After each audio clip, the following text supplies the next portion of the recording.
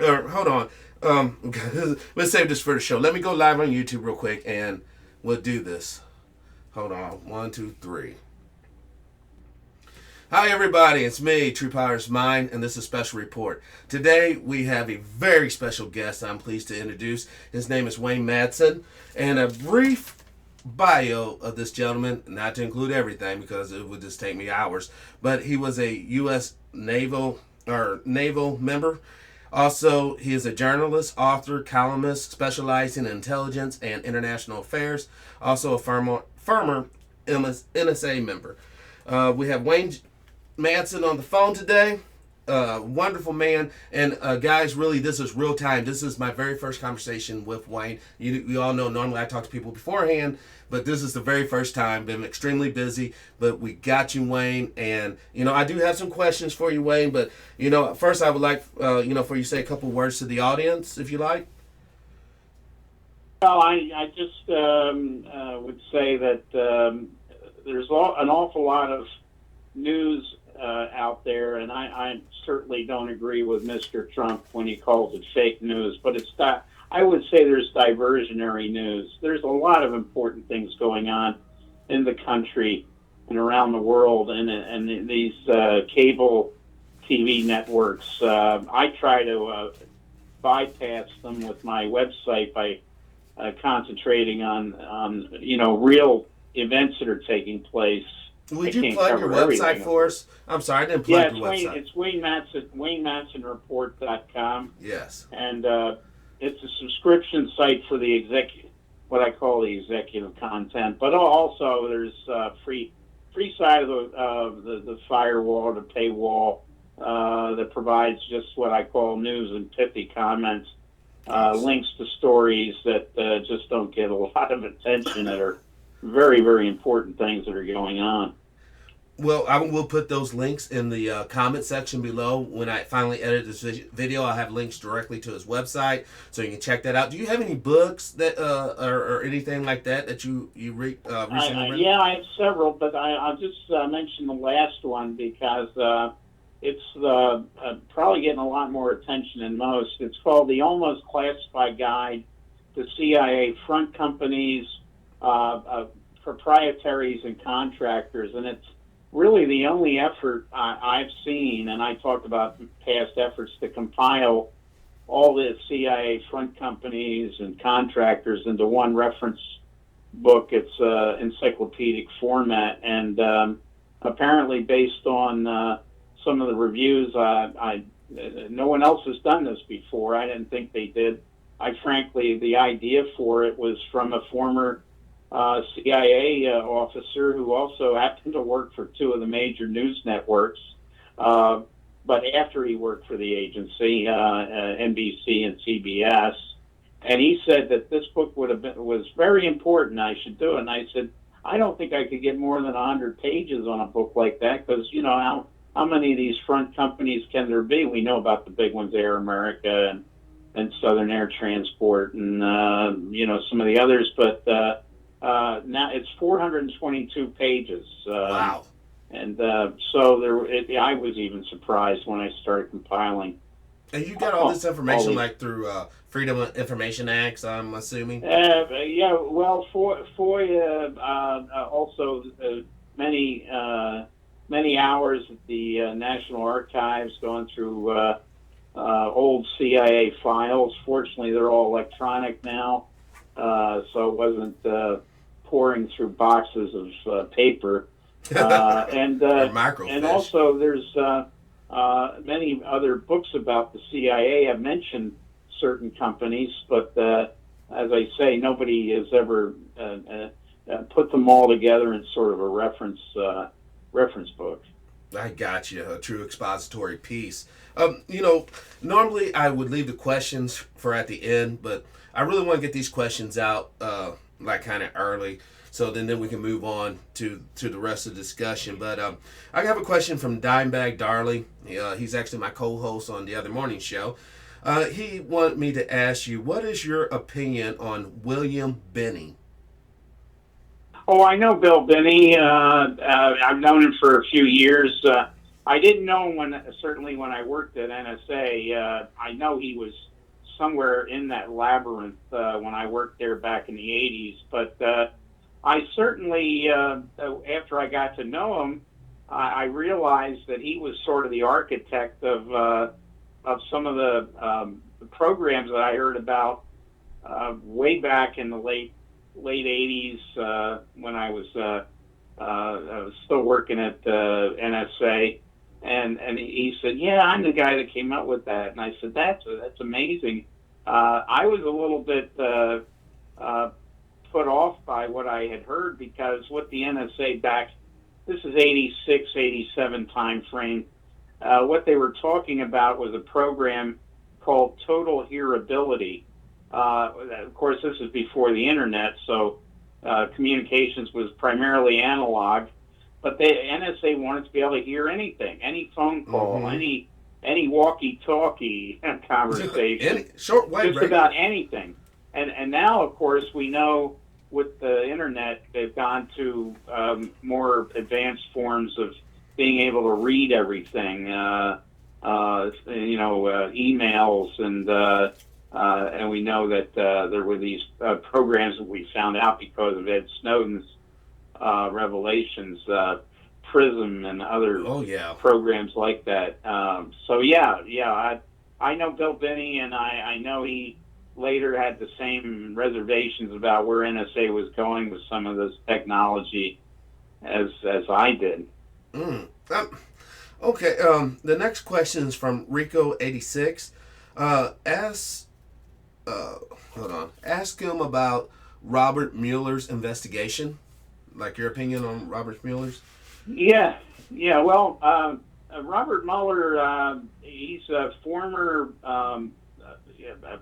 prosecutor, and he worked in the Southern District of New York. He also worked out of Boston. His primary brief was going after white collar crime, and a lot of the people he's brought onto his team are specialists in similar criminal areas, especially money laundering. And of course, the Southern District of New York, where actually Mueller has had a lot of experience there, as has Andrew Weinberg, who is one of his top investigators.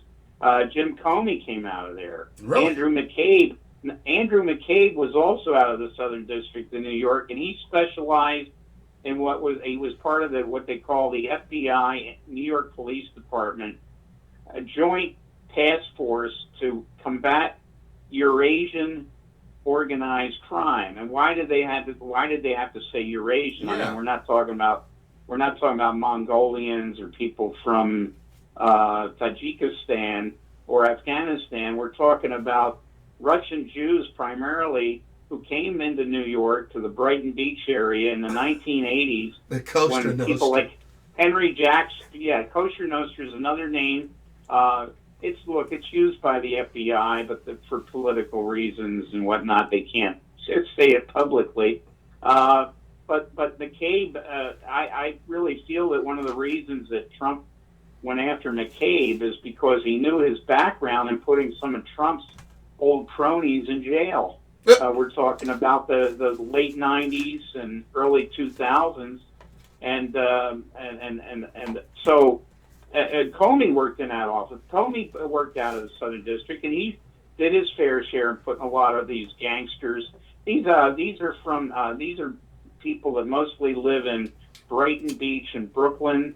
They call it Little Odessa. They call it Little Russia, Little Ukraine. But they first came over here when people like Senator Henry Jackson said, "Oh, we're going to keep sanctions on the Soviet Union unless you allow Soviet Jews to emigrate to Israel." Well, guess what? Surprise, surprise. They didn't go to Israel. They came to New York, and they got involved in all kinds of organized criminal activity. And one of them, by the way, is named Michael D. Cohen, who all of his associates, his father-in-law, were all involved in criminal activities. Everything from running numbers to the taxi cab business that they were in, which wasn't entirely on the up and up. and casinos like Mr. Trump's casinos in Oh. Atlantic City, which were so mobbed up. We still don't know what happened in 1989 when Donald Trump went to the helipad in Midtown Manhattan and waved goodbye to three of his executives with the Trump organization that he had asked to fly to New York for the press conference on the big upcoming boxing match between Hector Macho Camacho, and I forget the other guy that was in the fight. Anyway, that fight was scheduled in the Atlantic City Convention Center for February of 1990. Trump went out there and said, "Hey guys, something came up. I can't join you on the flight back to Atlantic City on a helicopter." And he runs the helicopter crashes right off the Garden State Parkway about 20 minutes outside of Atlantic City. What's very strange about the crash is the pilot of the helicopter. All the three execs and the pilot co-pilot were killed, but the pilot was in communication with the control tower at McGuire Air Force Base just before the incident and said everything's fine. You know, they did a check on his progress, checking in with the control tower, and people in the area said they heard a loud explosion.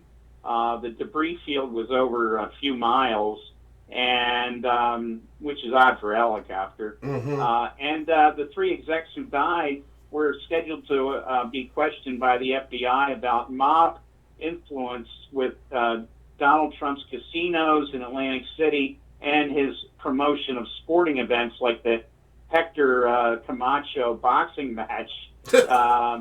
And of course, the links were to Nicky Scarfo, who was the mafia head of the mafia in Atlantic City and Philadelphia.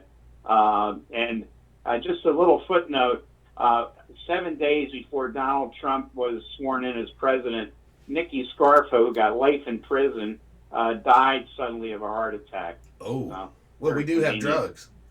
We do have drugs to make that happen. So yeah, that's a long story about Bob Mueller. This is what Bob Mueller is looking into. It's not just look. I think it's very hard to prove the election manipulation. I tried.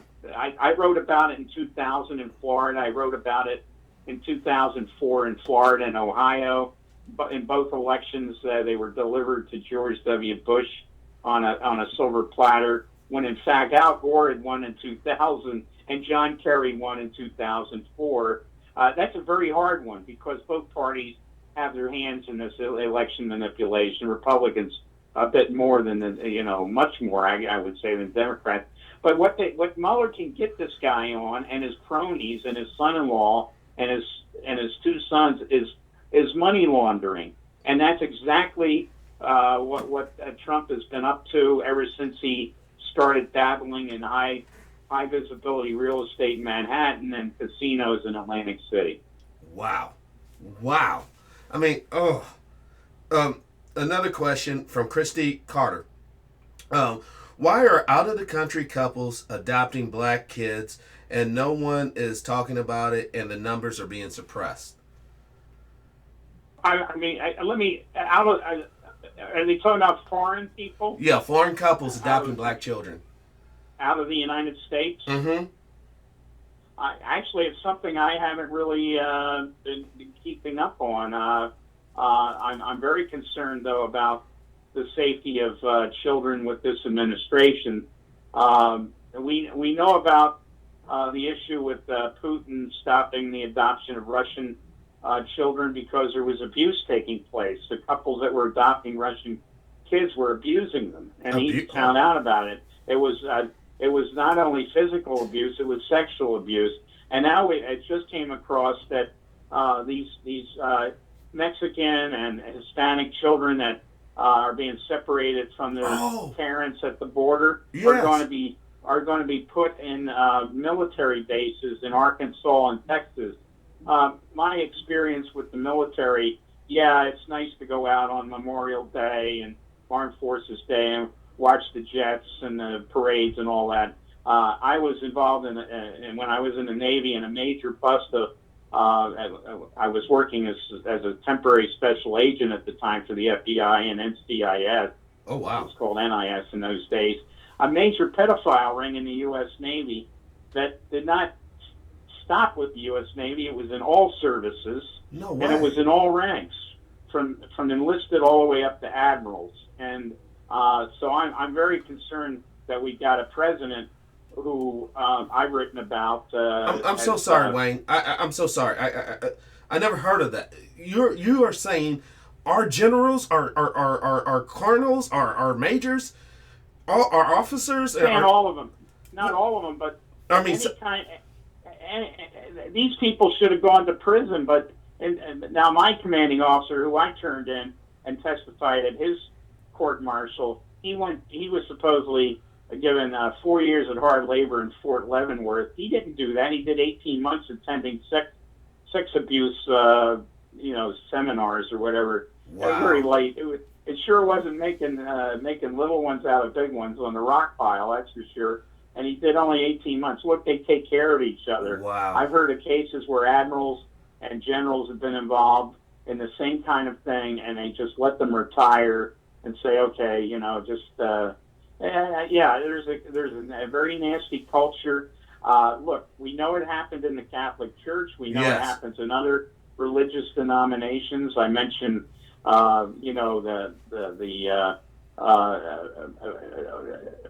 Michael Cohen out of the Orthodox Jewish community in Brooklyn. They have a huge pedophile problem there, and they try to cover it up. It's like we'll take care of it, just like the Vatican said we're going to take care of it, and they have. And so I do know one thing. There was, of course, after the Haiti earthquake, there was a group out of Arkansas, a woman who ran some sort of Baptist mission type thing, went to Haiti and tried to get these kids back to the United States, and they still had parents. They had discovered their parents.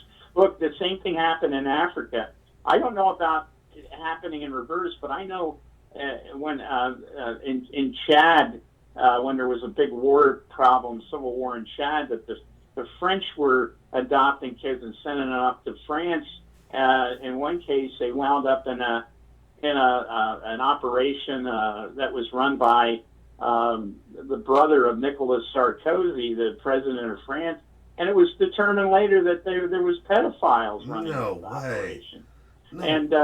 And of course Sarkozy during one presidential campaign said, "Look, we gotta rethink our attitude towards pedophiles. We can't put them in jail. We gotta treat them for their illness. Like, let's give them a pass." Well, it's obvious to me later why he said that. He was trying to protect his brother for one thing, and so I'm always concerned when you hear about something like, why are foreign couples adopting African American children out of the United States? Now, hopefully they have good intentions, but I'm sorry, what I've seen in the past with religious groups, the missionaries, the Catholic Church, the Orthodox Jewish community in Brooklyn and in New Jersey, these people are up to no good. That's bullshit. And then Donald Trump himself, I mean, civil litigation, he faced him and Jeffrey Epstein in 1994, accused of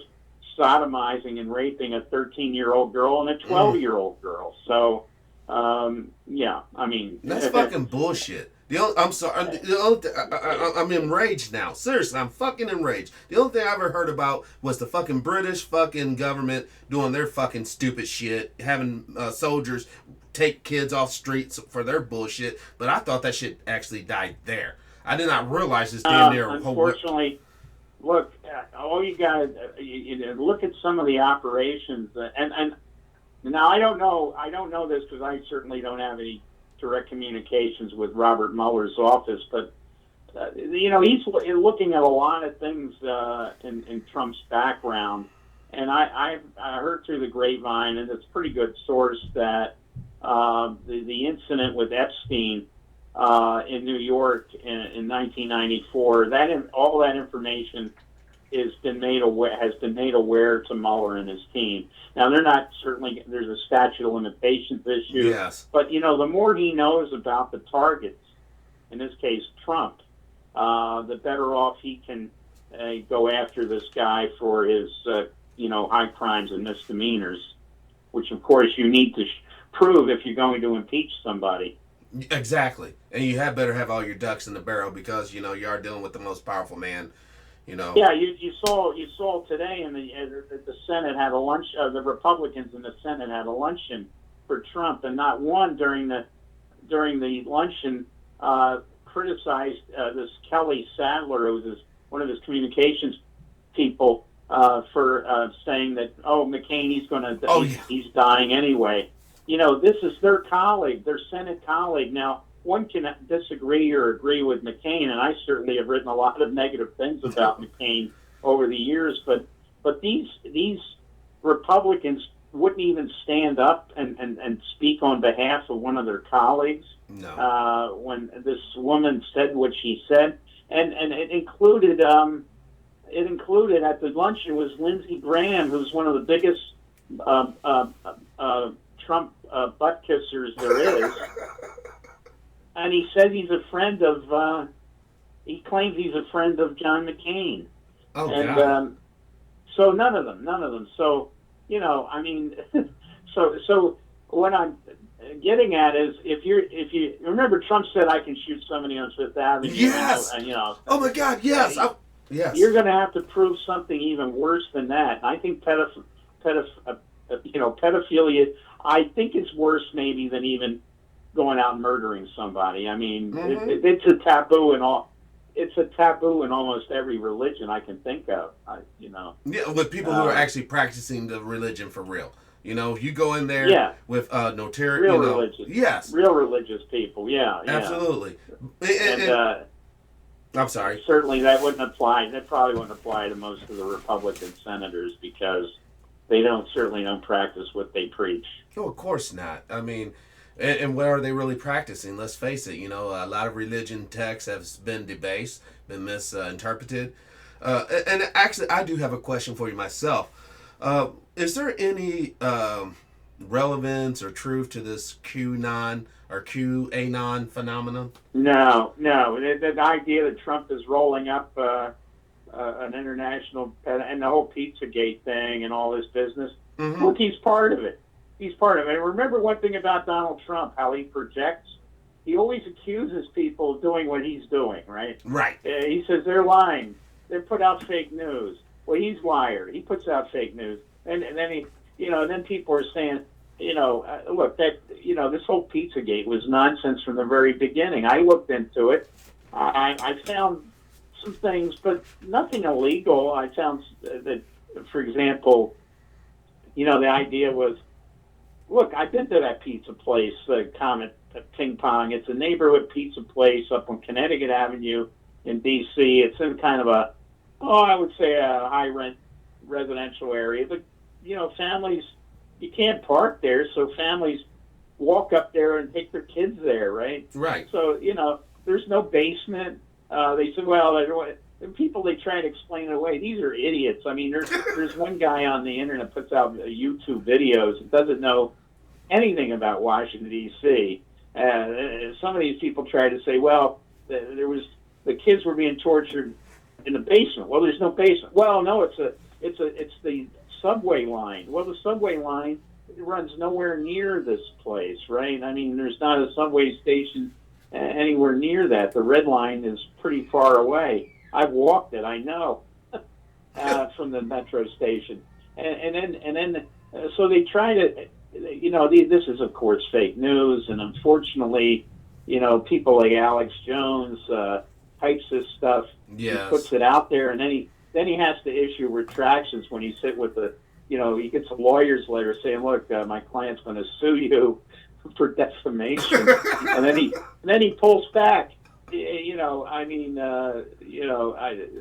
I just say anybody that's thinking about suing Alex Jones, that guy's paying $47,000 a month in support to his ex-wife.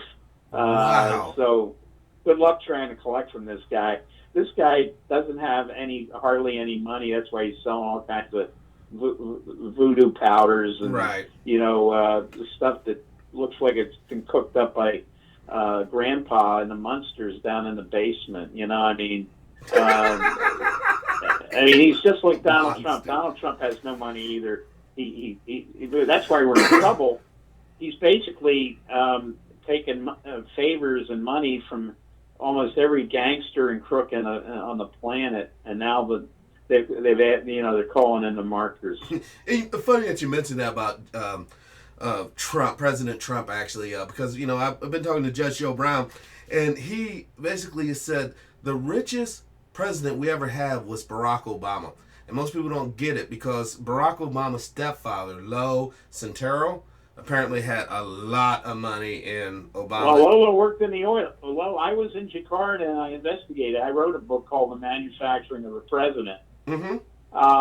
And yeah, Lolo worked in the oil industry. He worked for Exxon back in the day, and he was a member of what they call the Jakarta Oil Club. By the way, there's a Houston Oil Club and there's a Dallas Oil Club.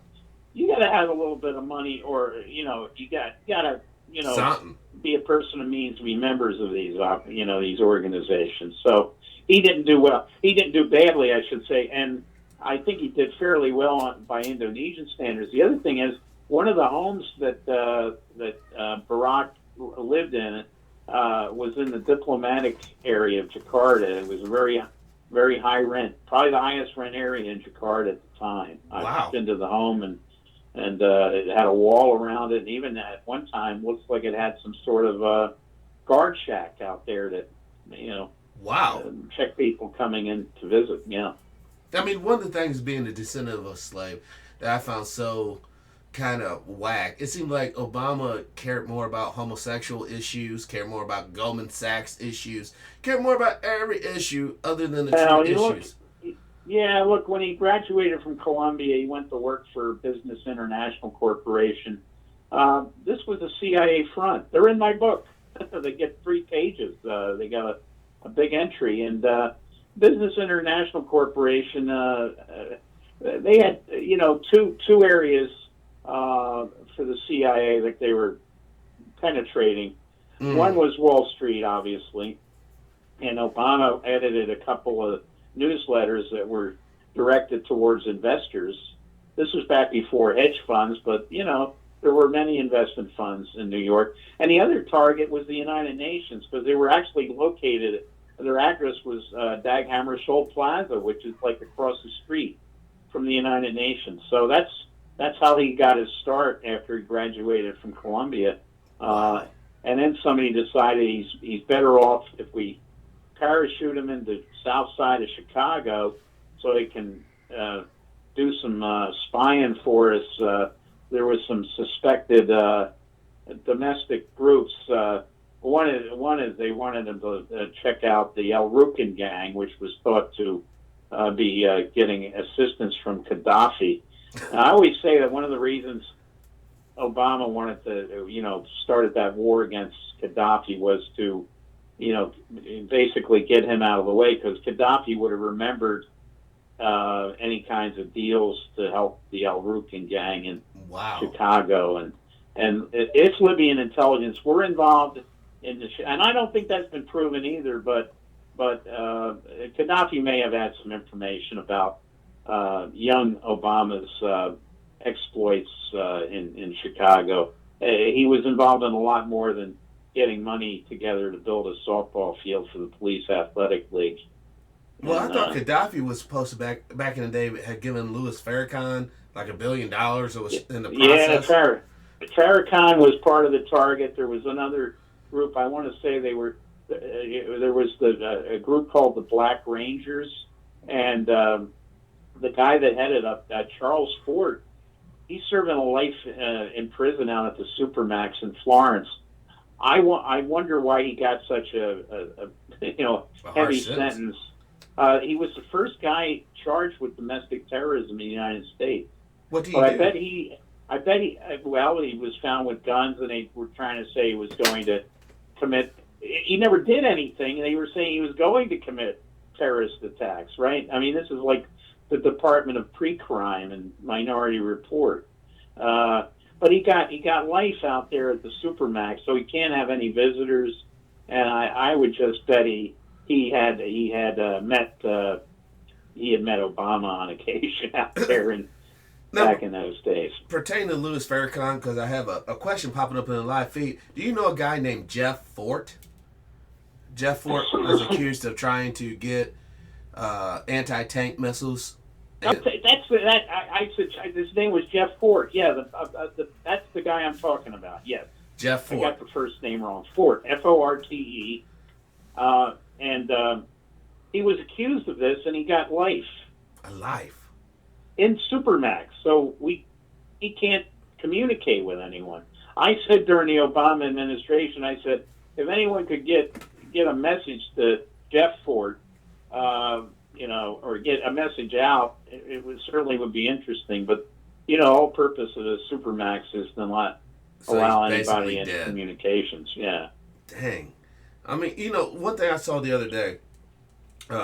One of our officials was talking about, it was a random YouTube video. One of our officials was talking about, we're basically declaring Iran or something as a state sanction of terror, right? How can we do this in clear face when we all know that we armed the Mujahideen, which later becomes Al Qaeda, which later becomes ISIS. Then we find ISIS with our weapons. It's like, if anybody's sponsoring state terror, I hate to say it, but it almost seems like our intelligence community is doing that. Well, us and their friends like the Saudis and the Israelis and the United Arab Emirates. This is where the funding for Al Qaeda came through the Central Bank of Dubai. I had the chief auditor contacted me years ago when I was investigating 9/11, and it became very clear to me that 19 guys with box cutters did not pull it off, and nor did a guy named Bin Laden who was supposedly hiding out in a cave in Afghanistan. This was a major, sophisticated intelligence operation that involved people in the U.S. government, Israel, Mossad, and the Saudis. And you can throw in a couple other suspects, I'm sure, but they were the evil three. And of course, the United Arab Emirates laundering the money to finance these so-called hijackers. Now, I never thought some of the things they were accused of on the airplanes actually happened. Well, but you look at the effects of that. The effects of 9/11 did something the fucking Confederates couldn't do. It did something the Nazis couldn't do. It did something the communists couldn't do. And what is that? Literally strip American citizens of basic rights through the Patriot Act and other things. Yeah. And that's why I find it to be the most tragic deal of the whole situation. We are less free because of 19 guys. If anything, we should ban airports instead of our freedom. And then, people are saying now, oh, George W. Bush, he looked so moderate. It was during his watch that this happened. And now you get a real fascist president, Donald Trump, bringing in all these terrible neocons like Bolton and others. And then you got neo-Nazis in his administration, and you got diehard Likudniks like Jared Kushner and his daughter Ivanka, and his whole nonsense with moving that embassy. They knew what was going to happen, and she's over there dining with Ted Cruz and Lindsey Graham while 60 people are being massacred, 1,700. Now, can we talk about that embassy move? Because I was raised basically a Christian, so I know about the so-called biblical prophecy where we have to somehow get rid of the Dome of the Rock so we can get that new third temple in there so the Antichrist can go in there and profess himself God and then the Messiah can come back, right? I mean, and a lot of people fear that doesn't occur because there is a time clock. Most people don't realize this. In the Christian religion, there's a time clock. The generation that sees Israel restored will not all pass before Christ returns. Well, when was Israel restored after 2,000 years of not being around? It was 1948 with the League of Nations, or soon to become United Nations. United Nations. And they basically seized the land from Palestine and gave it to the Jews, right? The Ashkenazi Jews, not even the true Semitic Jews of the Bible. We're talking about European converts. Right. So now we're having a situation where these evangelical basically extremists are really going to push this prophecy. But so for instead of it to be played out, naturally through God's time, they're going to be God's helper and make this thing come down. Because the reason why this prophecy will not be fulfilled, even if they get the third temple in, because God was supposed to call the people back to the land, not the United Nation. Yeah. Well, there. I've been over to Israel twice, and I've gotten. You can have. Well, do you see any racism? Do you see any racism with like the blue-eyed old white male Jew versus the true Semitic Jew that's basically brown skin or melanated man or woman? By the way, the original people of the book. You're talking about the Old Testament. Yes. They're Palestinians. Yes. Many of them converted to. They first converted to Christianity, so they're the people of the New Testament we read about. And then later, when the Muslim invasion took place, many of them converted to Islam. And, I've had conversations with people that say, prophecy was fulfilled. The Dome of the Rock is the third temple. What? Because mosque is just an Arab word for, it's an Arabic word for temple?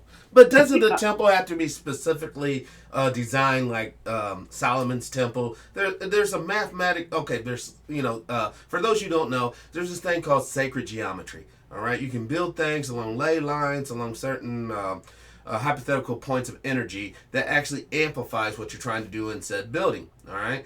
Well, according to sacred geometry, there is actual magical, resonance or power in the actual dimensions of Solomon's temple, the way it was designed. The problem with Israel is that the country was founded by socialists. Yes. Ben-Gurion, they didn't believe any of that stuff. I mean, these were people who were agnostic, to say the least, and many of them were atheists. So all of a sudden, then come in the real crazies, and they're talking about Israel. We need to restore biblical Israel. Well, what is biblical Israel? There's some maps that show it between the Nile and the Euphrates, and then you look at where the U.S. has shed its own blood and treasure. Iraq, Syria, and for a short time, Egypt looked like it was a real problem after the Mubarak was overthrown, but that whole Arab Spring movement. But you look at the people who were responsible for this, and you find all these neocons, whether they were in the Bush administration or the Obama administration. Now they're back in the Trump administration. But, you got all these people that are basically nothing more than agents of influence for the most right-wing lunatic fringe in Israel. That happens to be the government there, Netanyahu and his cronies. And that's why, Palestinians are, I got to give them a lot of credit. They're playing this along instead of, becoming very violent, which they could do. Of course, they'll be massacred just like we saw in Gaza, which, by the way, this guy, the deputy White House press secretary, I forget his name, Raj Shah, that's his name, referred to Gaza as southern Israel. That's disgusting because the most extreme Jewish terrorist group in Israel, which is in the government, by the way, and has been funded by the David Friedman, who's Trump's old lawyer, who's now U.S. ambassador over there. They want to depopulate the people who live in this open-air ghetto called Gaza and have the Jews resettle it, which they were, Sharon got them out of there originally, and they refer to it as, they refer to Gaza as southern Israel. Now you got this Raj Shah using the most extreme Jewish Likudnik language in referring to Gaza as southern Israel. We've already had the State Department refer to the West Bank, which is illegally occupied by Israel, as Judea and Samaria. Only the right-wing lunatics in Israel, which is the government of that country, refer to that as Judea and Samaria. Wow. We've got a, in matters of diplomacy, I don't think religion has any part to play. I actually was opposed to the U.S. establishing diplomatic relations with Vatican City because I do feel that is a violation of separation of church and state. Mm-hmm. And it's fine that they're an independent country, but why do we have to assign an ambassador there? And the ambassador now is Callista Gingrich, the wife of Newt Gingrich, Really? another right-wing lunatic. You know, why can't you just have the U.S. ambassador to Rome, to Italy, to the Italian Republic, serve as, look, you're accredited to represent us at the Vatican. But Right. why, you know, I don't see It's any like you're reason double for paying that. for the same service. That guy could easily go from Rome to the Exactly. Vatican. Two embassies in Rome when only one would be suffice. sufficient. Now we've got basically two in Israel. Most of the people are going to still work out of the Tel Aviv embassy, but the Friedman, this guy who gave money to a Jewish terrorist group, is going to be residing in Jerusalem, I guess, so he could be closer to Netanyahu. Mm. And this whole Israel thing, kind of reason why I bring it up, it segues into what's going on down in South Africa with the EFF taking the land from the white Boers and the Afrikaners and giving it back to the people. You know, you see this trend. So my question is this: how come we haven't done something with the native peoples of America? You know, if everybody's getting, you know, the Jews got their land back, South Africans getting their land back. I live in outside of Tampa, and I fly the American flag, but right alongside of it, I fly the flag of the Seminole Nation because the Miccosukee Seminole tribe never did sign a peace treaty with the United States. They decided to move deep into the Everglades, and they lived off the land. And they claim that everything up to basically probably where I live is part of the Seminole Nation, and that would include Miami and Naples and Venice and Key West and everything else. But anyway, but when you look at what Trump's doing, he's right now he wants to mine on Indian on tribal land. He wants to exploit tribal land, and this is in violation of the native treaties that were international treaties signed by in the old executive building of the White House, executive mansion, and now he's abrogating these treaties with these native tribes, what the Canadians call First Nations, which I kind of like that term, because they are nations. But I said I would much rather pay some sort of rent to a restored Seminole Nation governing the southern part of Florida, than pay taxes to Governor Rick Scott, this lunatic Republican governor we have up in Tallahassee, who's only known for defrauding Medicaid. He had a company, and now he's running against Democratic Senator Bill Nelson. They're saying, "Oh, he's ahead in the polls." I mean, the guy's he's a big crook as Donald Trump. But like I say, I would rather see Native Americans take over much more of their land, because they were the best stewards of the land. And they wouldn't allow these companies to pollute the way they do.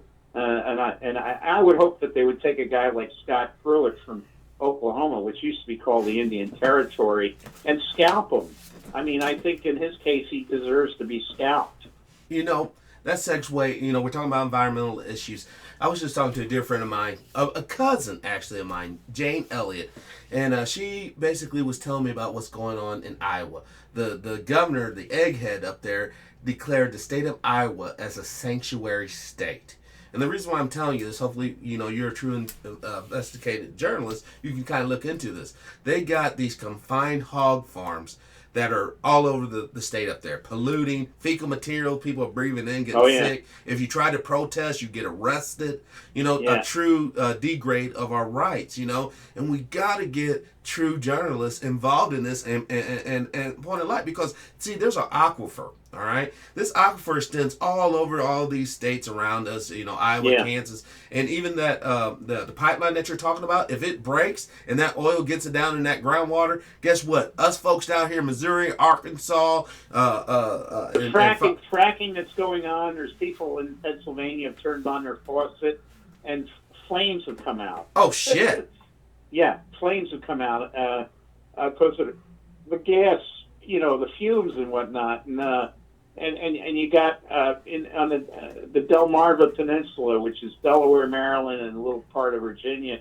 You got all these Purdue chicken plants, and Yes. Tyson chicken, and of course, where does all the chicken manure get? It goes into the water tank. It goes Yes. into the Chesapeake Bay, and listeria. You got outbreaks of listeria in fish, and shellfish and regular fish. You've got this problem, and you mentioned the pig farms in Iowa. It's the same thing with some of the cattle ranches. It's just it's cattle just wallowing, packed so tight, and wallowing in their own manure, and all this stuff, of course, goes in. And what is Trump doing? He's got this guy Pruitt who's basically tearing apart the EPA. yes, That agency was put in place by Richard Nixon, who, when you compare him to Trump, He's an people angel. saying this is like Watergate. No, it isn't, because Nixon, he did terrible things, but Nixon was very progressive when it came to OSHA and the EPA. He created those agencies. because we only got one. We only got one planet, Wayne. One mud ball that we're floating around the sun, going through the universe, and Earth is the true mothership. That's all we got. And we're sitting here crapping on it, polluting it. What about our babies? What about our grandchildren? What about their children?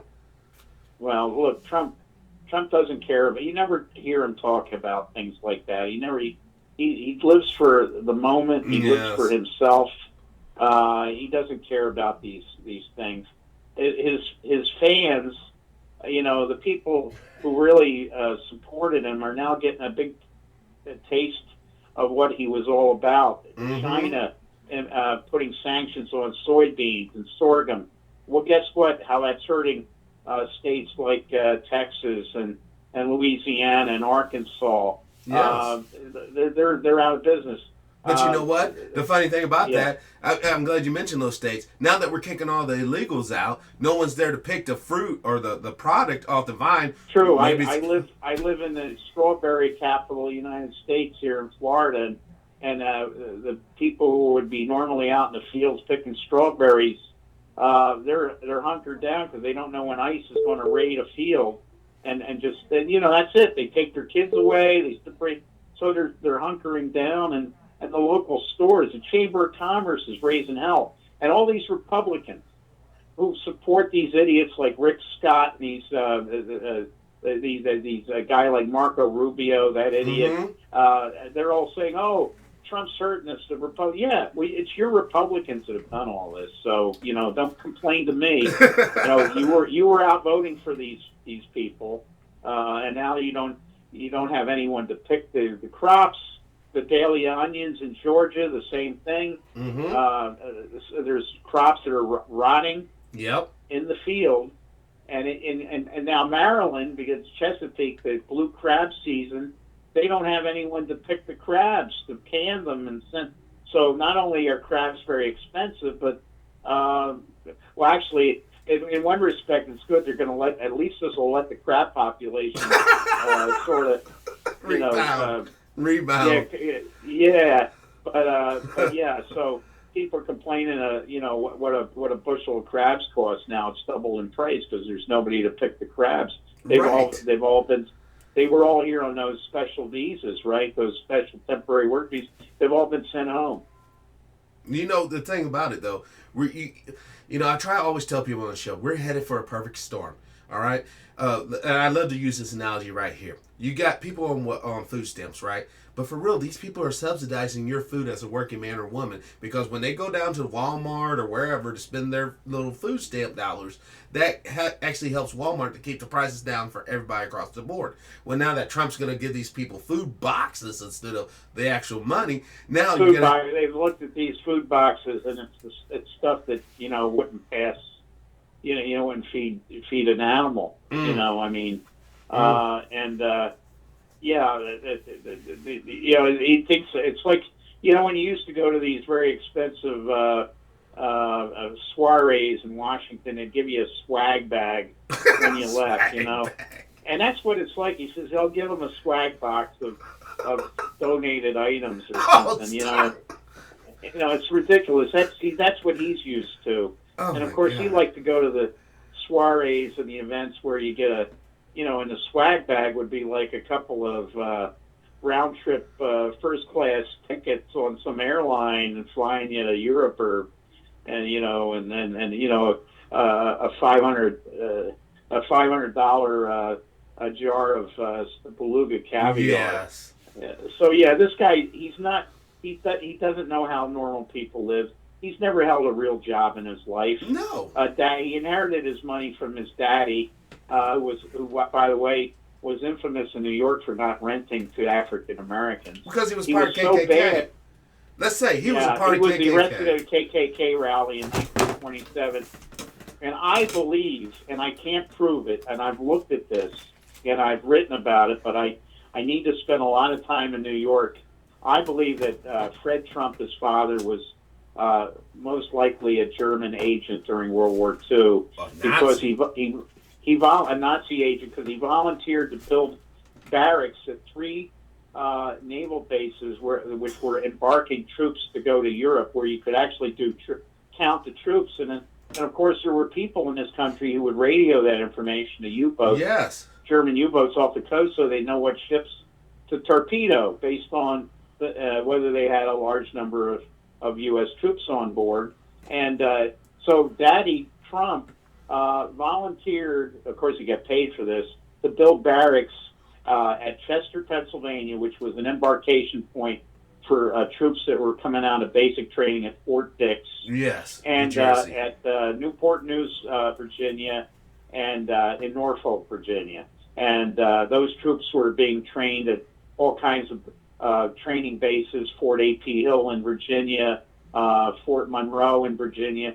But why did Fred Trump pick those 3 particular bases to build barracks? Because that's where the ships were loading the newly trained troops, not only American troops, but Canadian troops coming down by train from Canada were embarked on the same ships leaving those ports. So I do believe that when they had that big Nazi rally in Madison Square Garden, I believe it was in 1936, I think Fred was probably in the crowd. That's diabolical. That's straight up diabolical. I mean, total traitor to the Republic, total traitor to freedom. I don't care what anybody says. I don't wish harm on no Nazi or nothing like that. But I am consciously aware of, if they ever had true power, me and you would not be talking tonight. And so many people... They may be getting very close. You got to figure the reason why Fred Trump was in the KKK in Queens is because the American Nazi Party hadn't formed yet. So where would he have gone later? I mean, wow. You can't tell. Nobody can tell me he changed his spot.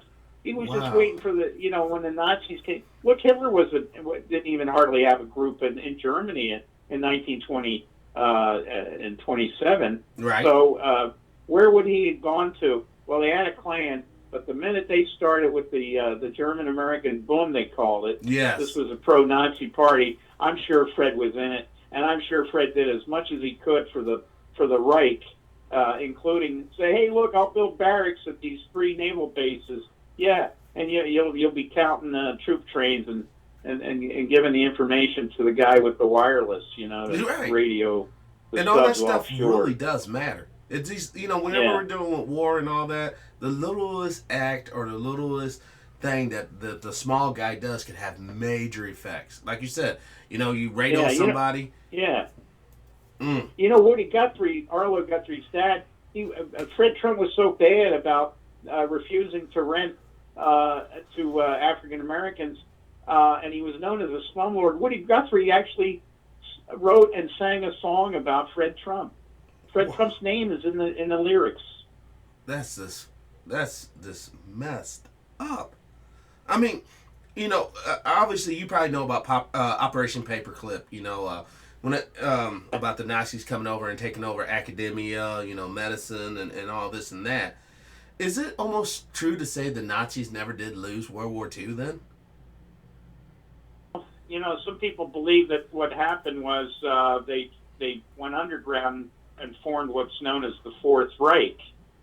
And I noted that some of the ambassadors who were present at this opening of the U.S. Embassy in Jerusalem, for example, the ambassador of Paraguay, well, the new Paraguayan president, his father was the personal secretary to the longtime dictator there, General Alfredo Stroessner. Now, Stroessner gave political asylum to many of these Nazis, including Joseph Mengele. Yes. So here you had a the guy boys from present Brazil at movie. the opening of the and many of the countries. Ukraine had their ambassador. The Ukrainian government, half of the government is made up of neo-Nazis, so you look at the countries that were represented there, and you see a heavy Nazi influence. Yes. I mean, and my question is, Wayne. I know you're student history and whatnot. If you look at American society and German society, just pertaining to the racial issue, there wasn't that much of a far gap. Why didn't America just this kind of a good ideal? What stopped America for truly being Nazi? Just like straight up, we're the right race and what's right is might, and we're Look, they tried to take over. There was an attempted coup against Franklin Roosevelt in 1934. It was run by a bunch of Wall Street guys, including Prescott Bush, the father of H.W. Bush, and many other leading industrialists. They were going to march on Washington with armed troops and take over and basically say President Roosevelt is not physically capable of handling the job as president, and therefore we're going to assume control. So they did try. Charles Lindbergh was one of their big spokespeople. He went over and got the Iron Cross from Herman Goering, and he led the America First movement, which is a lot like what make America great again. But it was America First. But now with Bolton and these guys coming on board, and this Pompeo guy, it's not America. It's Trump said, "Well, I don't want to get involved in all these wars." Well, yeah, he is. Now he is, because he's got the neocons in there. So I'm afraid we're in for a really rough time. No, well, did you ever hear any information about any intelligent members of any intelligent group actually possessing a sub in the Pacific Ocean that had a nuclear device on it, and they were slated to launch said device to basically incriminate North Korea? Oh, I mean, North Korea, the Chinese have a very, they have a very viable submarine force now. It's no longer confined to coastal waters. Right. But North Korea, I don't know what happened to cause this breakdown of their talks with South Korea that was announced just this afternoon, but I got to think part of it is we don't know what this. See, everybody thinks this is Pompeo, the Secretary of State, is such a great guy. He's a Tea Party guy. He came out of the Tea Party movement, and I don't care if they say, well, he graduated first in his class at West Point. So did Robert E. Lee. That didn't work out too well for him either. And Ulysses S. Grant, I think he graduated pretty much near the bottom of his class, but who surrendered to who at mathematics? So look, just graduating first in your class at West Point, some people are just good at taking tests, Right. That's not a measure of somebody's potential. Exactly. Anyway, Pompeo, I think he's talking about we're prepared to go in and invest heavily in North Korea, and if they denuclearize. I think Kim Jong-un said, "Hey, wait a minute, what is he talking about here? He's talking about getting rid of our system, which is a not a mixed. It's a socialist economy, right? Right. And that's what they prefer. That's what the government prefers. The people who probably work in some of the cities, like on the border, where they, there are free trade zones. They probably think, oh, it's much better over in China, but you just can't take North Korea overnight and turn them into, South Korea, and Right. that's what Pompeo was talking about. This guy has no idea about international affairs, and he can't, because if he shows that he's smarter than the idiot in the White House, he'll be fired immediately. That's from 48 Rules of Power. I Right. got one more question, and this is kind of a scary bit. All right, I said it like this. Let's say North Korea has a nuclear device, right? And they launch it not at America, but into Russia.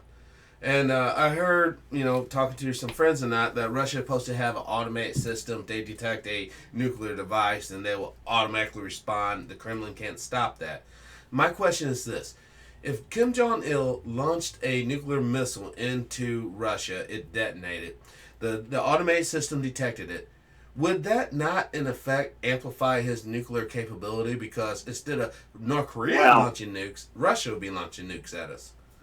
Well, I first of all, I don't think North Korea has these capabilities. I don't think they're even anywhere close to having these capabilities. I'll tell you what is more concerning to me is that several recent Japanese prime ministers have decided to go to a quick turnaround time on a Japanese nuclear warhead. Now, one of the problems with the Fukushima situation, the meltdown of the reactor there, was because it was not just it was not just the power plant. It was where Japan was reprocessing and processing uranium and plutonium for their nuclear weapons program. Now they don't have it. They don't have one because their constitution forbids it, but they have what's called a quick turnaround time, and it used to be a matter of weeks to turn that around and create one. I understand now it's down to like 8 hours. They can make a bomb in 8 hours? They can turn it around and make a warhead, not just a bomb, a warhead that can be put on a missile in 8 hours. Holy shit! And I'd be much more concerned about Japan launching one of them at North Korea if they feel that they're threatened than the other way around. I mean, have we not learned anything from Nagasaki, Hiroshima? Not even the Japanese have learned from that, apparently. Now, I think they keep this very secret, top secret. If the Japanese people knew, well, maybe not the current Japanese people. The younger people say, why not? Why don't we, I mean, they're electing this guy Abe for a reason, and they like his militaristic policies. No. The people the grandparents and the parents that recalled World War II. They know better. They're gone. They're gone. They're very old. That's not who's running Japan now. That's F it. Let me just segue into one of my questions I ask everyone, Wayne. Oh my God, that's just really depressing there, what you just told me. But do you believe in UFOs or life outside of Earth by chance? I've seen too many of my colleagues in journalism write stuff about that, so I always say, oh boy, that's the third rail, you touch that one, I mean, there's a guy that wrote a book who was at the New York Times, Howard Bloom, and he lost his job. I don't know if that's the whole reason, but he wasn't at the Times much longer after he wrote a book about that particular subject, I keep an open mind. First of all, when you look, I was a great fan of Stephen Hawking. Oh yeah. And I can't believe that the immense size, and it's not just the universe; it's the multiverse. Right. Multiple dimensions. We can't be. Look, even if you say we're the only ones in this universe, well, how can you speak for all the infinite number of parallel universes is out there. You know, I mean, so no. Now, do they have the ability to travel these vast distances? And they've been able to master some sort of space-time distortion. Well, they did find something that they believe is a Dyson sphere in the cosmos. Is a Yeah, I dark read void. about that. You know, Look, I'll tell you, we got some the Webb telescope is going to be launched. There's all these other much better telescopes, and I think in time we're going to be able to. I guess right now one telescope actually saw a planet, not through what they call the dip, where it goes in front of the star and dims the light. But they actually put the lens on an actual exoplanet. I think they're going to be able to refine this more and more. And here's I don't know anything about it. I've never seen a UFO. I don't even if I saw one, I wouldn't know. Well, what is that? Is that the boys out in Area 51? Oh, God. I talked to the station manager, Area 51. I had a conference in Las Vegas. And what year was that, Wayne? What year was that? This was in 2008. Oh, wow. And he told me, he says, oh, yeah, we love them UFO reports. Because he said, we in the CIA, we weren't supposed to be doing anything domestically. So when we were testing all those U-2s and SR-71s and other aircraft, he said, we love those UFO reports, took the heat off of us. Wow. He said, well, wow. At least they're not going around telling people it's the CIA illegally testing things in Nevada because they're not supposed to be operating domestically. So he laughed. But I'll tell you where we're going to find out. When the telescopes get so good, we're able to actually look at distant planets around stars that we actually think have habitable planets, and we detect non-natural light sources. Right. This would be like if you look at the dark side of the Earth at night, you're going to see a lot of light coming from the northeast part of the United States. And, correct. The Chicago area and most of Europe. When we develop that technology, then we'll know for sure, and it'll be based on science. Well, now, Wayne, do you think the government would actually stop us from learning that? Because, I mean, what good is governing anybody if they all jump on spaceships and fly away? Well, yeah, the government has a lot of secrets, but how do you... with the internet the way it is, how do you keep something like that? Net neutrality. I think it'd be very, take away very net neutrality and all. Well, yeah, that's a big issue, and I'm very concerned about it. What's your We're seeing concerns? effects of that already. What's your concerns about that? About net neutrality? Having a fast lane for the people that are willing to pay, having fast lanes for companies that can pay, and then the independent websites, including my own, will be relegated to the down with the marketing and the porn and all the other nonsense out there. So, like politics, it'll be pay to play. Yes. We got Donald Trump as a result of pay to play, and he's implemented that in the White House, and now he's doing it to the internet. One thing I don't understand, and you mentioned it, touched it earlier. How many people sit there, Donald Trump's a guy I can have a beer with. No, good motherfucking well, you will never have a beer with Donald Trump. You will never be in his private club. You might snort a couple lines of coke with him, though, because when he was a habitué of Studio 54 in the 80s, he was well known for that. Oh, stop! Yeah, no, it's... Our dear leader. So he's at Studio 50. Studio 54 was the disco, the ultimate disco of the time. Yes. And is where all of the glitterati and of New York would go, including Trump. And yeah, they had a bar, but that's not the reason most people went there. It was the cocaine that was readily available, and not too far away, you had John Bolton at another place called Plato's Retreat, which was a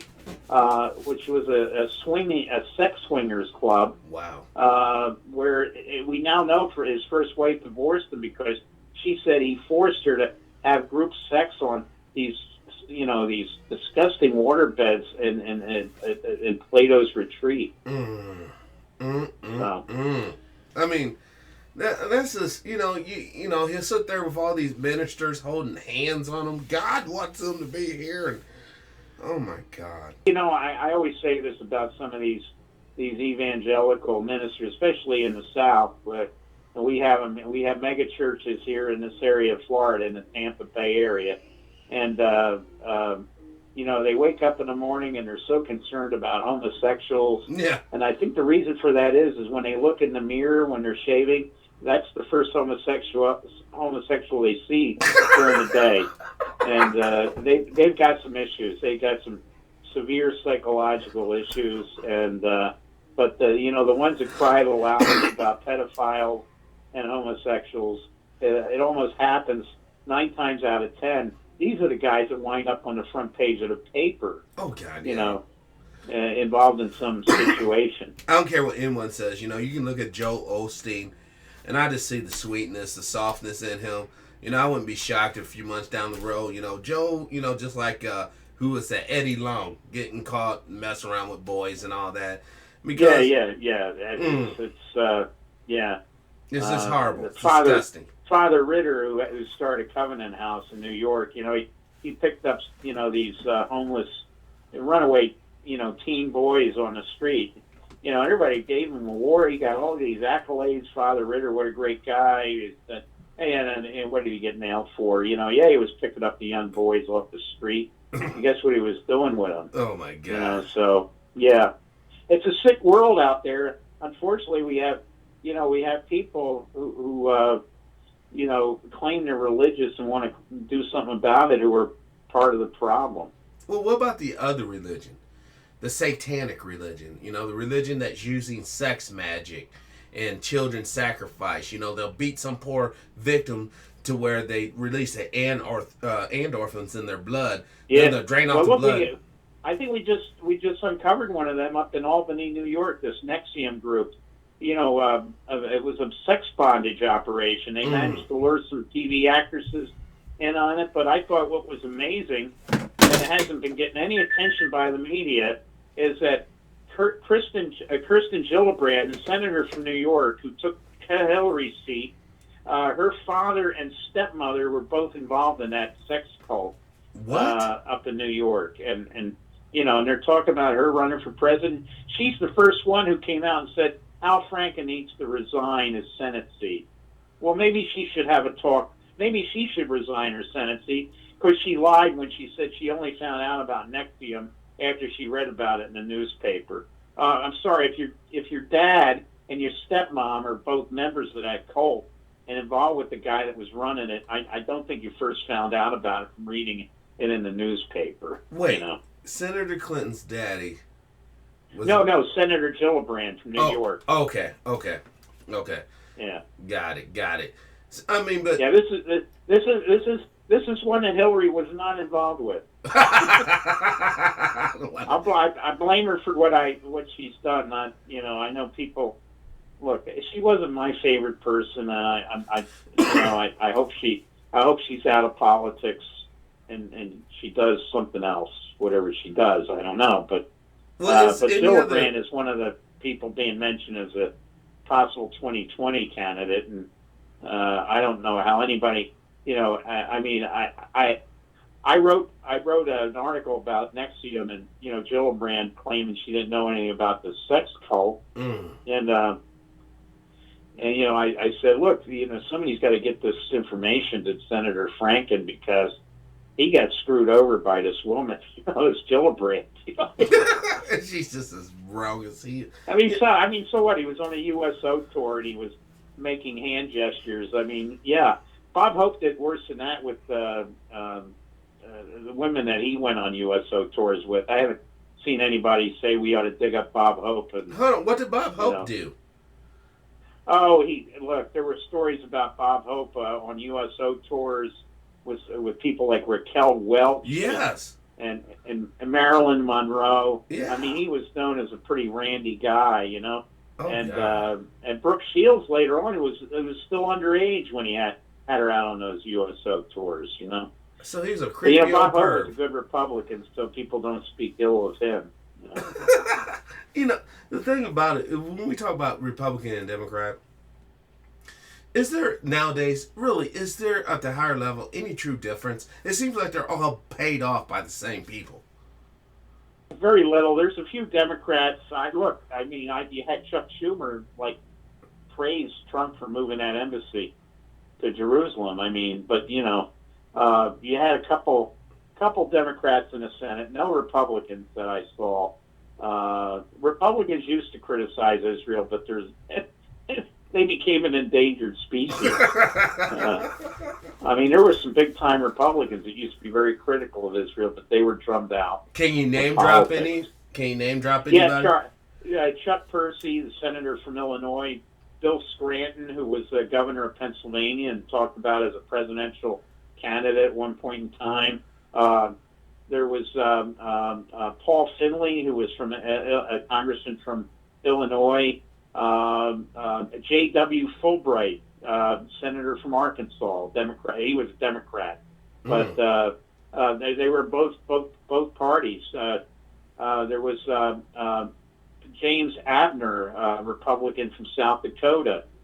He was drummed out. Many Republicans and Democrats used to question this blind allegiance this country had toward Israel. Well, one of the only conservative, true Republicans, congressman or senator I ever met was Duke Cunningham from California back in the day. Yeah. When I used to work with my brother and everything, and I thought that guy was so cool. I went to his office, hung out with, some of his staff after hours. Just really good, decent people. Yeah. And then when I found out about his shenanigans, I was like, what the fuck? Yeah. You know. And from that same area, San Diego, he's got another guy who's in as much trouble as he was with Duncan Hunter, another Republican, another guy that's been on the. I remember Duncan. All kinds of. I remember. But real quick, Hunter. What is your opinion of the John Birch Society? Well, these are the guys that used to claim that. Dwight Eisenhower was a communist.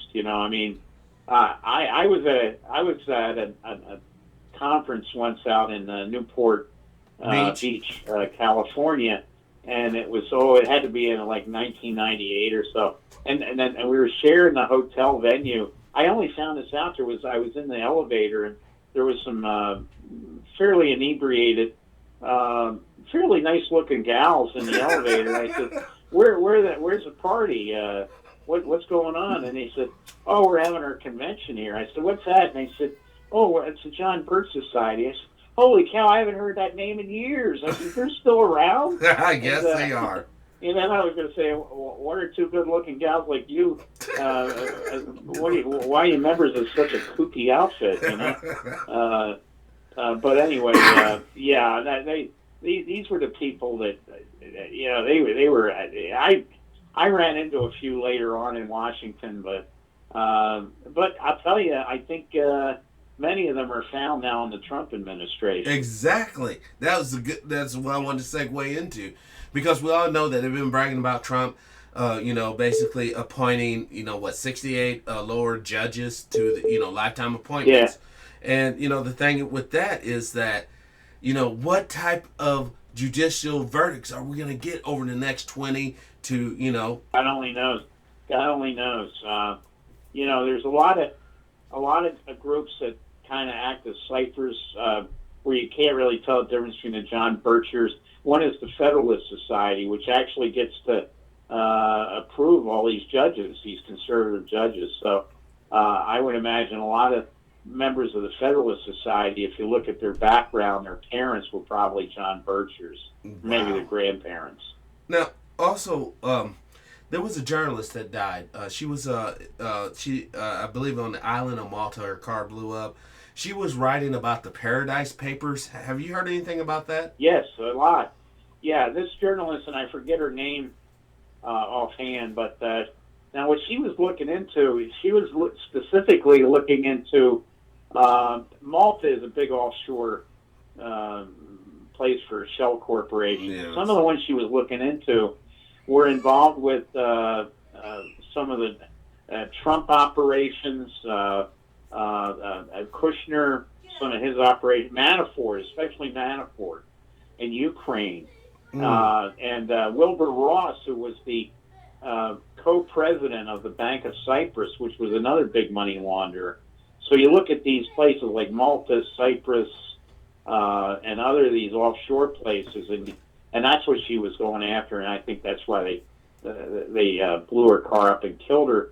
And you know, she was saying that the Prime Minister of Malta and his wife were also involved in this. And you know, that guy got reelected, and he's of course one of these guys that is a lot like Trump. You know, he has all these offshore bank accounts and whatnot, and he's done nothing to try to find out who killed her. You know, wow. That's so sad. I mean, you know, Dick Gregory used to say, the Queen of England is the richest person on the earth. You know, because she's got a lot of money. Well, do you think that's true? That, you know, when we go to war, I don't know how. Look, it's all invested, and she may well. I don't know if she's the richest person, but she's definitely not her. Yeah, I used to. I knew Dick very well, and we had a good time when we got together. And can you tell any stories that you have with Dick Gregory? Well, yeah, I'll tell one. I was at a conference in Washington, and actually it was in Northern Virginia, in Arlington, and there was a break, and Dick. This was a morning. Most people were drinking coffee during the break, and Dick's there with something that looks like some sort of juice. Yeah, that and juicy drinks. I said, what are you drinking there? And he says, oh, this is a Cape Cod. I said, well, what's that? He said, well, it's vodka and cranberry juice. And I said, oh, you're getting an early start. And so I started telling a couple of jokes that I knew. And my friend, who's heard many of my jokes before, he said, come on, you're telling one of the best, greatest comedians of all time jokes. He's probably heard them all before. And Dick Gregory said to my friend, he says, oh, come on. I haven't heard some of these. He's pretty good. And I looked at my friend and I said, you see there, you know. Dick Gregory was a class act. He was such a humanitarian. Here's a great story he told me. The first time he showed up on the Ed Sullivan Show.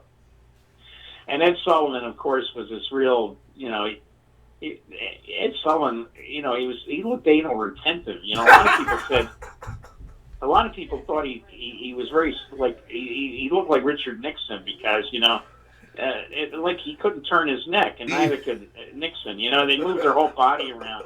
And he had beady eyes and a 5 o'clock shadow and that same hair, sort of the same hairline. So Ed Sullivan was really uptight. Dick was on for the first time, and, you know, he had already gotten involved in some civil rights issues. So Ed Sullivan, he's really concerned about, you know, he goes, so he's sweating, and Dick says, he comes up to him, he's getting ready. This is live TV, by the way. And Sullivan's sweating.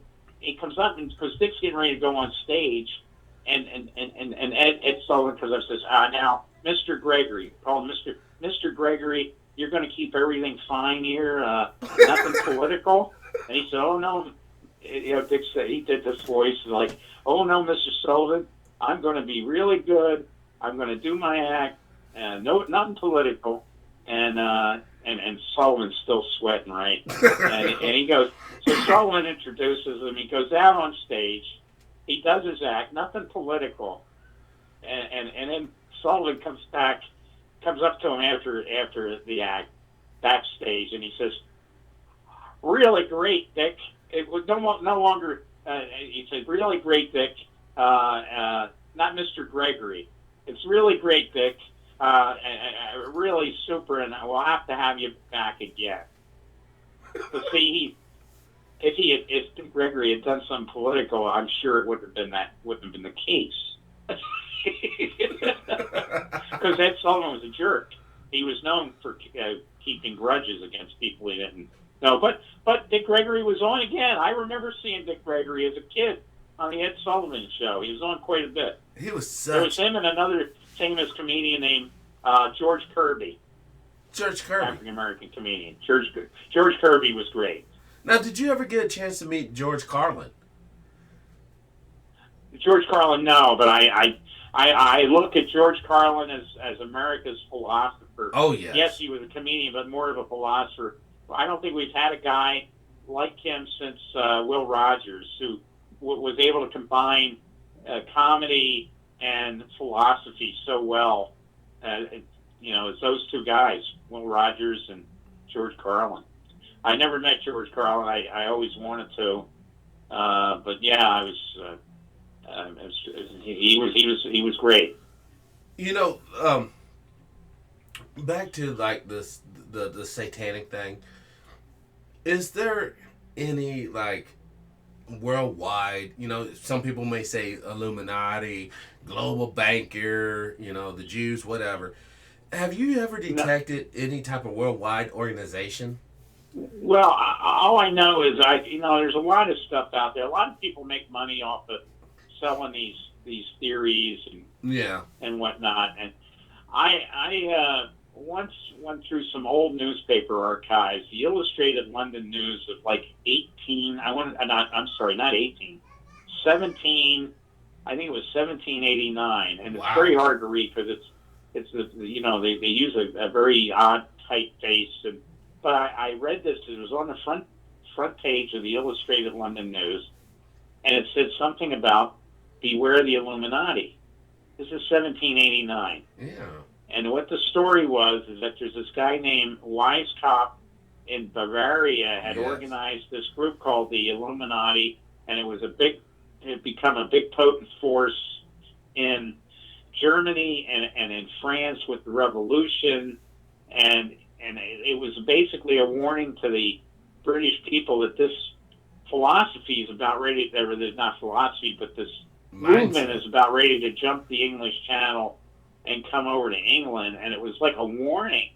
And I'm reading this, and this isn't on the Alex Jones website. This is the Illustrated London News of 1789. So I'm thinking, well, there had to be something to it.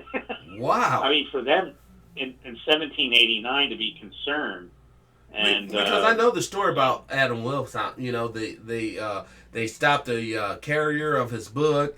The Bavarian government, I believe, received the book, and they started. And this is what the newspaper in London at the time was warning the British that this movement, it was spreading. Wow. So I mean, if you put the Illuminati with Satanists together, total destruction, total death. We have Plum Island making biological weapons, or back in the day at least. And then you have, all these other clandestine entities doing their various, projects.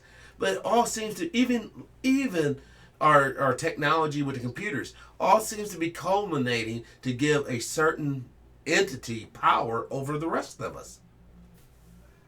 Here's what I can say about that.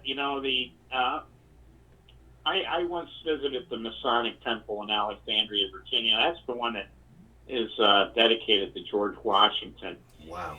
And I know a little bit about the Masons. I mean, they kind of, it used to be where you'd never asked to join them. They would actually come to you. Yes. That was the only way. I had those approaches before, and but after touring this place, which is very odd, anyone who's ever in Northern Virginia, in the D.C. area, ought to take the tour through the Masonic Temple in Alexandria.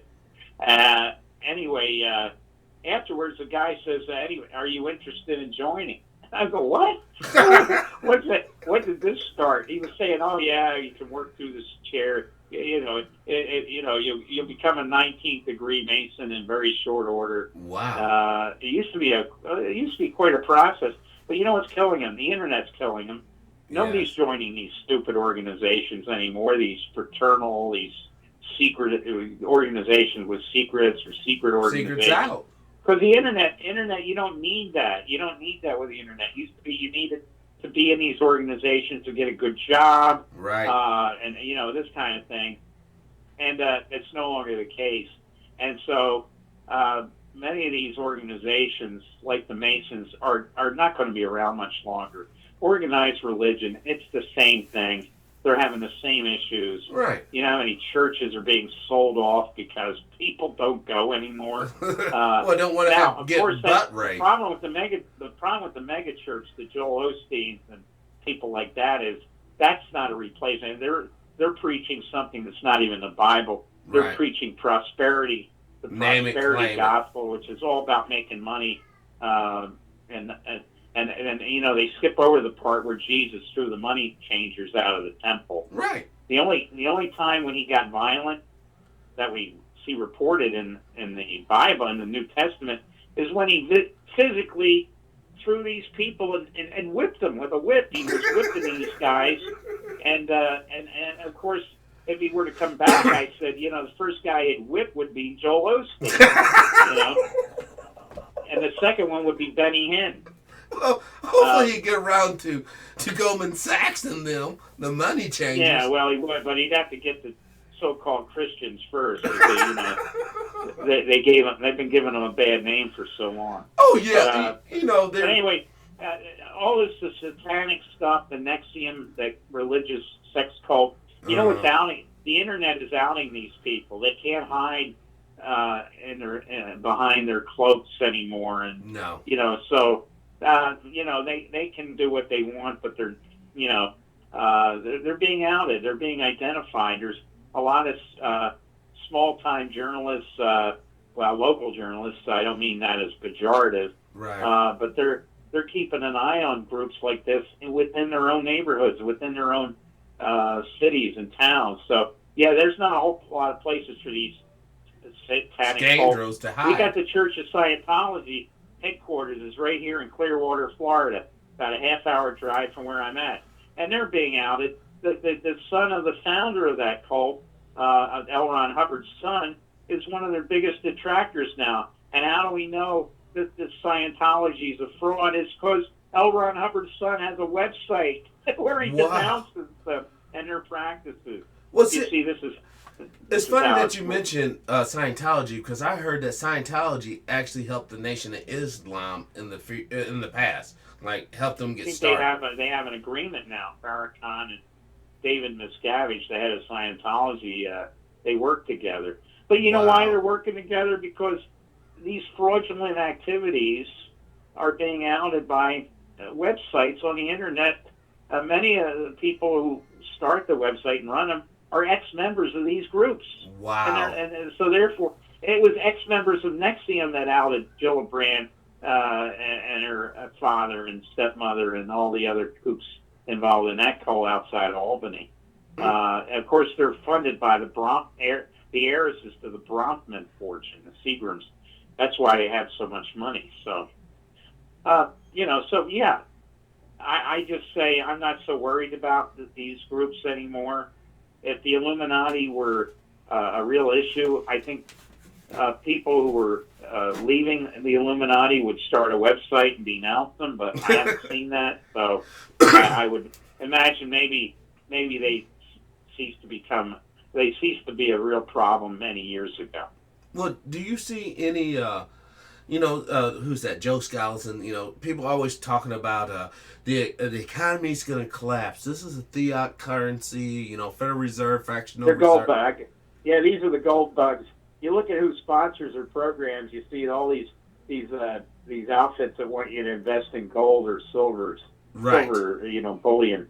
Yeah, they're gold bugs, and I don't put any faith in what they say. They want people to take their money out of the stock market and put it into some other... into gold. As we know, during World War II, they took gold from the people. They came to your house, grabbed your gold, and that was that. Now, do you have any information about vaccinations? I want to get the truth out to people. Are vaccinations safe? Are they unsafe? Or do you have any information? I remember when I was a kid. Now, I may vaguely remember when I got the vaccination for polio, which was the Salk vaccination, the Jonas Salk vaccination. And there were some problems with that. And I know there always is. I mean, And I remember our whole people in our street, the town I grew up with, we were all standing in line at this elementary school, waiting to go into the cafeteria to take a sugar cube with a little like red splotch on it. It was the Sabin polio vaccine, and everybody took it. Really? My parents, myself, my brothers and sisters, and my friend down the street, and the next door, they were all standing in line. I'm amazed that there's not photos of that, because people would say, "Oh, look, it's like leading the sheep to slaughter." But you know what? The Sabin was a much safer vaccine, and anyone who's seen anyone who has suffered from polio and survived, it's horrible. It's a horrible. Yeah, I know a guy here in town. The guy's name's Rocky. Yeah. Has legs the size of toothpicks. He still gets around. Yeah, whatnot. Horrible. It's not fair. So I think there's some vaccination programs. I've been to Africa, and I obviously had vaccinations for yellow fever and cholera, and I'm glad I got those. Yes. Because some of the diseases over there, I mean, I wish they would develop a vaccine for Ebola, for example, but they haven't. They can't, and they've been working on one, but that's like, I know there's people that say, "Oh, you shouldn't take vaccines or vaccinate your kids." You want your child to, if he was in Liberia a few years ago, and somebody said, I want to vaccinate your child against Ebola, and you're listening to somebody like Alex Jones or something. Oh, you can't do that. Yeah. What, you want to watch your child die of Ebola virus? It's where your organs inside your body turn to a jellified mass. I'm sorry. I'll go with the vaccination. Every time. No, seriously, that's the reason why I brought it up, because you said it. Alex Jones got all these people, vaccination has mercury and blah, blah, blah, autism, all this crap. Yeah. And I want people to get the truth. We have vaccines for a reason. And there's always going to be a subset of the population that cannot handle it. Alex Jones probably has never met too many people from Liberia or Sierra Leone. Well, who was that? Al Sharpton said that Alex Jones was deeply racist. Now, I know he had that one black guy, Jakari Jones, on the outfit. See, I met him. I was down and I was doing Alex Jones's interviews in Austin at least 2 or 3 times. He flew me there, and I met Jakari. Yeah, no, and there's another African American woman who's suing him. Yes. Yeah, no, look, the guy. I really felt like after I left there, I mean, he might have been okay when he was just doing libertarian stuff, which I could take some of that. Some of it's out there where the buses don't run. But when he became nothing more than an echo chamber for Donald Trump, and he had this dirty politics guy, Roger Stone. Oh God. Yes. I said, no, that's it. That's enough is enough. I was kind of a late bloomer to the whole Alex Jones. The way I found Alex Jones, I first found this guy named Mark Dice. He did a story about Alex Jones crying over J.T. Reddy. And I'm like, well, who the hell is J.T. Reddy? Found out J.T. Reddy was a white nationalist, basically, hater, blah, blah, blah. And then I saw the video where Alex Jones is straight up crying over this dude. Oh, J.T. Reddy was a... I'm like, are you serious? Yeah. I look, he grew up in Dallas. His parents were John Birchers.